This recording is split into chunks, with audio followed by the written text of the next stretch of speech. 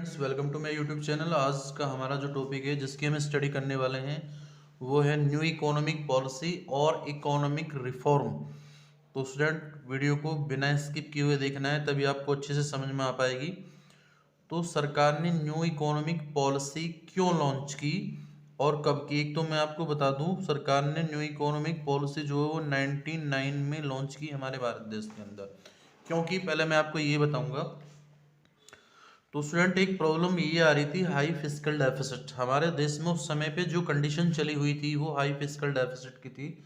Fiscal deficit, जैसा कि मैंने आपको पहली वीडियो में भी बताया, फिस्कल डेफिसिट का मतलब होता है जब गवर्नमेंट के जो एक्सपेंडिचर हैं वो ज़्यादा हो जाते हैं, गवर्नमेंट की जो रिवेन्यू है वो कम होती है, तो उस कंडीशन को फिस्कल डेफिसिट कहते हैं। तो हमारे देश में जो फिस्कल डेफिसिट है वो बहुत ज़्यादा हो रहा था। वो लगभग जीडीपी का 8 से 9% फिस्कल डेफिसिट हो रहा था। और जिससे क्या हो रहा था, which hindrance the process of economic growth, जिससे हमारे देश की जो इकोनॉमिक ग्रोथ है वो हर्ट हो रही थी। और जो इंटरनेशनल मार्केट में वर्ल्ड बैंक है उसका फेथ कम हो रहा था हमारे देश की इकोनॉमी से, क्योंकि इकोनॉमी ग्रोथ नहीं कर पा रही थी। एक डेटा है मेरे पास, 1981 और 82 में जीडीपी का लगभग 5.4% जो है वो क्या था, हमारा जो ना फिस्कल डेफिसिट हो रहा था। उसके बाद क्या है कि बीओपी क्राइसिस, बीओपी से मतलब होता है balance of payment. Balance of payment वाले जो सिचुएशन है, जो हमारा देश का, एक देश का दूसरे देश के साथ लेना देना होता है, करंट अकाउंट डेफिसिट, और तो वो काफ़ी बढ़ रहा था। वो कितना बढ़ रहा था स्टूडेंट, मेरे पास एक डेटा है, जो फिजिकल डेफिसिट है 1980 1980 और के दौरान वो लगभग जो है 2214 करोड़ का फिजिकल डेफिसिट हो रहा था, जो कि लगभग जीडीपी का, हमारे देश की जीडीपी का जो है वो 22% के करीब था। ये बड़ी गंभीर सिचुएशन थी। उसके बाद तीसरा हमारा पॉइंट है, क्यों सरकार को जो न्यू इकोनॉमिक पॉलिसी लानी पड़ी, fall in foreign exchange reserve. Foreign exchange से मतलब होता है जो विदेशी करेंसी होती है, जो विदेशी करेंसी का स्टॉक हमारे सेंट्रल बैंक के पास था वो बहुत तेजी से डिक्रीज हो रहा था, और इतना कम रह गया था कि सरकार केवल उससे 10 डेज के इंपोर्ट का जो बिल होता है उसको क्लियर कर पा रही थी। इससे ज़्यादा का हमारे देश के पास जो है फॉरेन एक्सचेंज रिजर्व नहीं था। नेक्स्ट स्टूडेंट क्या है, इन्फ्लेशनरी स्पिरल। इसका मतलब है जो प्राइस हैं वो बहुत तेजी से बढ़ रहे थे, जो एसेंशियल गुड्स सर्विस के प्राइस हैं वो बहुत तेजी से बढ़ रहे थे, महंगाई बढ़ रही थी या इन्फ्लेशन बढ़ रहा था। ये भी एक गंभीर प्रॉब्लम है जिसकी वजह से सरकार को न्यू इकोनॉमिक पॉलिसी लॉन्च करनी पड़ी। नेक्स्ट एक इम्पोर्टेंट टॉपिक, ये poor performance of public sector. Public sector से मतलब है जो गवर्नमेंट के सेक्टर होते हैं, जो गवर्नमेंट के एंटरप्रेन्योर होती हैं, जो गवर्नमेंट की कंपनी होती हैं, वो बिल्कुल घाटे में चल रही थी, डेफिसिट में चल रही थी। क्योंकि उसके अंदर होता क्या है कि जो उसके एम्प्लॉय होते हैं वो ना एफिशिएंसी का यूज़ करते हैं ना इफेक्टिवनेस का यूज़ करते हैं, क्योंकि उनकी जो दिमाग में, जो माइंड में फीलिंग चल रही होती है वो ये चल रही होती है, जॉब सिक्योरिटी वाली। तो जो पब्लिक सेक्टर के एंटरप्रेन्योर थे वो डेफिसिट में चल रहे थे। ये बहुत ही गंभीर सिचुएशन है, तो जिसकी वजह से सरकार को न्यू इकोनॉमिक पॉलिसी को लॉन्च करना पड़ा। तो न्यू इकोनॉमिक पॉलिसी सरकार ने लॉन्च की 1991 में, और उसके जो मुख्य रूप से मेन कंपोनेंट हैं वो लिबरलाइजेशन है, प्राइवेटाइजेशन है और ग्लोबलाइजेशन है। तो स्टूडेंट, हम सबसे पहले लिबरलाइजेशन के बारे में पढ़ेंगे। लिबरलाइजेशन होता क्या है? न्यू इकोनॉमिक पॉलिसी से अगर हम पहली बात करें तो उससे पहले जो एंटरप्रेन्योर होते थे, जो कंपनी के ओनर होते थे, वो फ्रीली अपने डिसीजन नहीं ले सकते थे। तो लिबरलाइजेशन एक उदारीकरण होता है जिसमें एंटरप्रेन्योर को थोड़ा फ्री किया गया कि उनको अपने डिसीजन खुद लेने हैं। उन्हें what to produce, how to produce, for whom to produce, क्या बनाना है, कैसे बनाना है, किसके लिए बनाना है, वो फ्री हो गए एक तरीके से। तो उन्होंने फ्री होकर डिसीजन लिए। तो तो लिबरलाइजेशन मीन्स है freedom of the producing unit from direct और physical control impose by the government, या you can say liberalisation is an economic policy which gives relaxation to entrepreneur to take their decision themselves। इस तरीके से हम इसको define कर सकते हैं। तो अब स्टूडेंट हम जो पढ़ने वाले हैं तीनों टॉपिक को एक एक करके पढ़ने वाले हैं। वीडियो को हमें स्किप नहीं करना है, अदरवाइज टॉपिक समझ में नहीं आएगा अच्छे से। तो हमें क्या करना है, पहले लिबरलाइजेशन के बारे में हम पढ़ेंगे। तो लिबरलाइजेशन में क्या हुआ, एबोलिशन ऑफ इंडस्ट्रियल लाइसेंसिंग। सबसे पहले क्या हुआ, इसमें एबोलिशन कर दिया गया, एबोलिशन ऑफ इंडस्ट्रियल लाइसेंसिंग।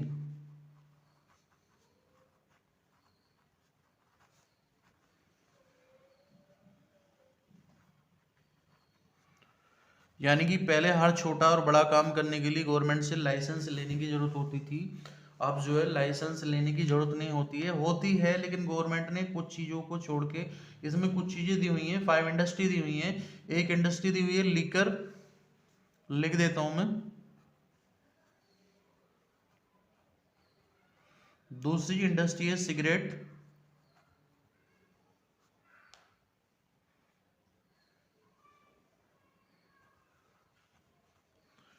उसके बाद है डिफेंस इक्विपमेंट।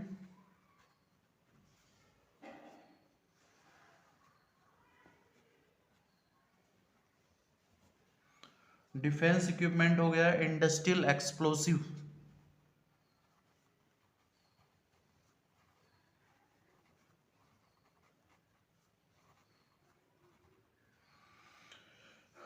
उसके बाद डेंजरियस केमिकल।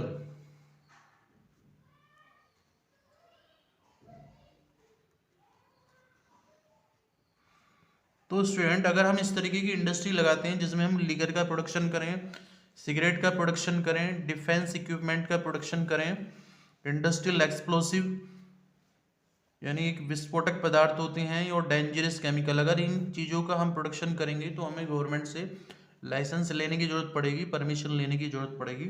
अदरवाइज हमारी कंपनी रजिस्टर्ड होनी चाहिए, हमें लाइसेंस लेने की ज़रूरत नहीं पड़ेगी। तो स्टूडेंट इसके बाद हम स्टडी करने वाले हैं कॉन्ट्रैक्शन ऑफ पब्लिक सेक्टर। तो उस इकोनॉमिक पॉलिसी का जो ये कंपोनेंट है लिबरलाइजेशन, तो इसमें जो है ना पब्लिक सेक्टर को थोड़ा श्रिंक कर दिया गया, इसका जो रोल है वो कम कर दिया गया। क्योंकि ये जो प्राइवेटाइजेशन शुरू कर दिया गवर्नमेंट ने, तो पहले बहुत सारी चीज़ों, बहुत सारी गुड्स और सर्विस का जो प्रोडक्शन पब्लिक सेक्टर के अंडर होने लगा था, तो उसमें से कुछ चीज़ों को गवर्नमेंट ने प्राइवेटाइजेशन कर दिया। क्योंकि प्राइवेट एरिया के अंदर जो काम होता है वो एफिशिएंसी और इफेक्टिवनेस के साथ होता है। उसके बाद student D reservation of production area, कुछ चीज़ों का जो प्रोडक्शन है वो गवर्नमेंट ने जो है स्मॉल स्केल इंडस्ट्री के तहत जो है ना रिजर्व कर दिया कि वो चीज़ें स्मॉल स्केल इंडस्ट्री में बनेंगी, लार्ज स्केल में नहीं बनेंगी। तो ये डी रिजर्वेशन हो गया। उसके बाद एक्सपेंशन और प्रोडक्शन कैपेसिटी को गवर्नमेंट ने क्या कर दिया, इंक्रीज कर दिया। यानी what to produce, how to produce, for whom to produce, ये डिसीजन को एंटरप्रेन्योर के ऊपर गवर्नमेंट ने छोड़ दिया कि वो अपने हिसाब से बनाएंगे, मार्केट फोर्सेस के हिसाब से, डिमांड और सप्लाई के हिसाब से गुड सर्विस का प्रोडक्शन करेंगे। तो ये उनका काम हो गया, उनको ओपननेस हो गई और इससे मार्केटिंग का जो साइज है वो भी काफ़ी बड़ा हो गया। वैरायटी ऑफ गुड्स लोगों को हमको अब मिलने लगी हैं। नेक्स्ट है freedom to import of capital goods, यानी एंटरप्रेन्योर को ये फ्रीडम दे दी गई कि वो इंपोर्ट करने के लिए जो है ना बिल्कुल जो है फ्री हो जाएं। यानी अब वो फ्रीली इंपोर्ट कर सकते हैं, खासकर कैपिटल गुड्स का। और जब कैपिटल गुड्स का वो इंपोर्ट करेंगे तो उसकी वजह से क्या होगा, अपग्रेडिंग होगी देयर टेक्नोलॉजी। तो ये परमिशन की अब जरूरत नहीं है, no longer required from the government to enter into international agreement for the import for technology. तो अब टेक्नोलॉजी इंपोर्ट करने के लिए, कैपिटल गुड्स इंपोर्ट करने के लिए गवर्नमेंट से परमिशन लेने की जरूरत स्टूडेंट नहीं पड़ती है। तो स्टूडेंट इसके बाद जो हमारा हम स्टडी करने वाले हैं वो फिस्कल रिफॉर्म है। फिस्कल रिफॉर्म से मतलब गवर्नमेंट की एक रेवेन्यू एक्सपेंडिचर पॉलिसी होती है और इसमें गवर्नमेंट ने क्या किया, डायरेक्ट टैक्स और इनडायरेक्ट टैक्स में इंप्रूवमेंट किया। मैं जैसे कि आपको बता रहा हूँ, डायरेक्ट टैक्स वो होता है इस टैक्स का जो बर्डन है वो शिफ्ट नहीं किया जा सकता।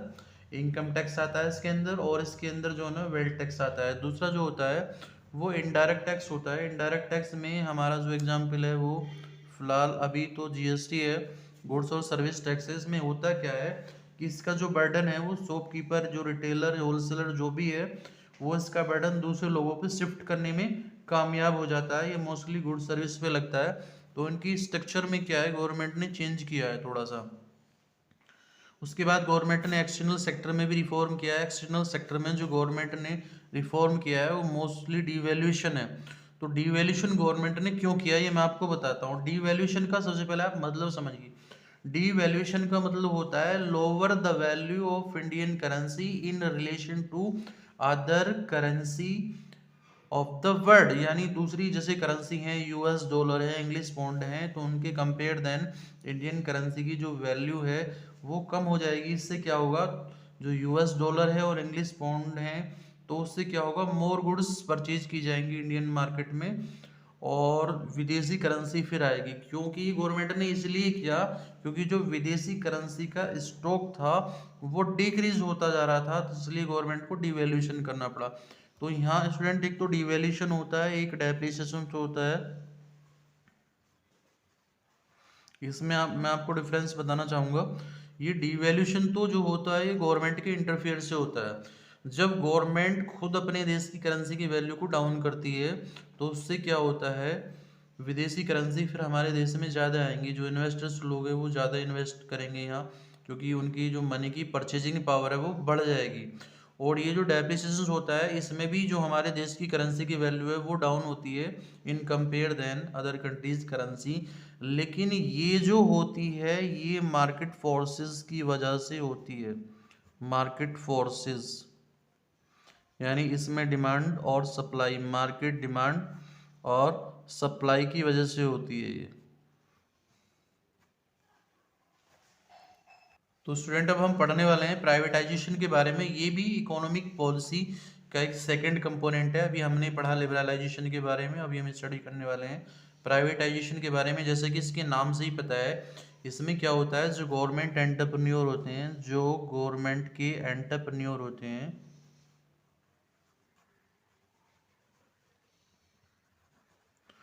उन्हें गवर्नमेंट क्या करती है, पार्शियली या फुल्ली सेल कर देती है। तो गवर्नमेंट सेक्टर के अंदर जो गवर्नमेंट एम्प्लॉई अपनी एफिशिएंसी और इफेक्टिवनेस का यूज़ नहीं कर रहे थे, तो जो एंटरप्रेन्योर घाटे में चल रहे थे, तो गवर्नमेंट उनको या तो पार्शियली या फुली सेल कर देती है। तो उसमें क्या होता है, ओनरशिप भी चेंज हो जाती है। Change in ownership public sector entrepreneur to private sector entrepreneur, यानी जो पहले अब मैनेज करने का, उसको डायरेक्टिंग करने का राइट गवर्नमेंट का था, वो अब प्राइवेट सेक्टर का हो जाता है। और जब वही ऑर्गेनाइजेशन प्राइवेट सेक्टर में कन्वर्ट हो जाता है तो फिर वो एफिशिएंसी के साथ, इफेक्टिवनेस के साथ काम करने लगता है, और जो घाटे वाली सिचुएशन से वो बाहर आ जाता है। तो इसलिए गवर्नमेंट ने प्राइवेटाइजेशन किया। इसके अंदर एक डिसइन्वेस्टमेंट भी आता है। डिसइन्वेस्टमेंट भी एक तरीके से जो ना प्राइवेटाइजेशन का ही कंपोनेंट है। तो उसमें गवर्नमेंट जो अपने सेल होते हैं, जो अपने शेयर्स होते हैं, उन्हें पब्लिकली उनको क्या है, सेल कर देती है, किसी प्राइवेट एंटरप्रेन्योर को सेल कर देती है। तो ये इस तरीके से, इससे क्या होगा, तो इससे मैनेज होता है फिस्कल डेफिसिट। गवर्नमेंट का जो फिस्कल डेफिसिट है इस तरीके से मैनेज हो जाता है। नेक्स्ट हम जो स्टूडेंट स्टडी करने वाले हैं वो है ग्लोबलाइजेशन। ग्लोबलाइजेशन से आप बहुत अच्छी तरीके से परिचित होंगे। ग्लोबलाइजेशन भी एक इकोनॉमिक पॉलिसी का कंपोनेंट है, और हम सभी बहुत अच्छे से जानते हैं कि अब लगभग वर्ल्ड की जितनी भी कंट्रियां हैं बस वो सब ओपन इकोनॉमी है। हर देश एक दूसरे देश के साथ व्यापार करता है, ट्रेड के माध्यम से जुड़ा हुआ है, कैपिटल के माध्यम से जुड़ा हुआ है, लेबर के माध्यम से जुड़ा हुआ है। तो स्टूडेंट ये जो ग्लोबलाइजेशन होता है ये एक इंटीग्रेटिंग प्रोसेस है। ग्लोबलाइजेशन मीन्स है एक इंटीग्रेटिंग प्रोसेस जिसमें जो डोमेस्टिक इकोनॉमी है वो कनेक्ट हो जाती है वर्ल्ड वाइड इकोनॉमी के साथ। किस चीज़ के लिए कनेक्ट हो जाती है, ट्रेड के लिए कनेक्ट हो जाती है, कैपिटल के लिए कनेक्ट हो जाती है, टेक्नोलॉजी के लिए कनेक्ट हो जाती है। तो ग्लोबलाइजेशन को हम इस तरीके से डिफाइन भी कर सकते हैं, ग्लोबलाइजेशन में be defined as a process of associated with increasing openness, growing economy, interdependence and deepening economy, integrated the world through trade, capital and others component। तो ग्लोबलाइजेशन के अंदर क्या होता है, खुलापन आ जाता है इकोनॉमी के अंदर, तो इससे हम बहुत सारे देशों के साथ जुड़ जाते हैं और पूरा वर्ल्ड ही अपने आप में एक मार्केट की तरह काम करता है हमारी, यानी जितनी भी कंपनियां होती हैं वो सारे देश में लगती हैं। ग्लोबलाइजेशन की वजह से एमएनसी का दौर भी आया है, मल्टीनेशनल कंपनी का दौर भी आया है। अब हर देश की कंपनी जो होती हैं वो हर देश के अंदर मिलती हैं, तो इससे क्या होता है, जो कस्टमर होता है उसको वैरायटी ऑफ गुड्स इजीली मिल जाते हैं और हर देश के प्रोडक्ट उसको मार्केट में इजीली मिल जाते हैं। तो स्टूडेंट, आज का हमारा जो वीडियो का टॉपिक है ये खत्म होता है। आपको वीडियो अच्छी लगी हो तो लाइक करें, शेयर करें, कमेंट्स करें एंड चैनल को सब्सक्राइब करें।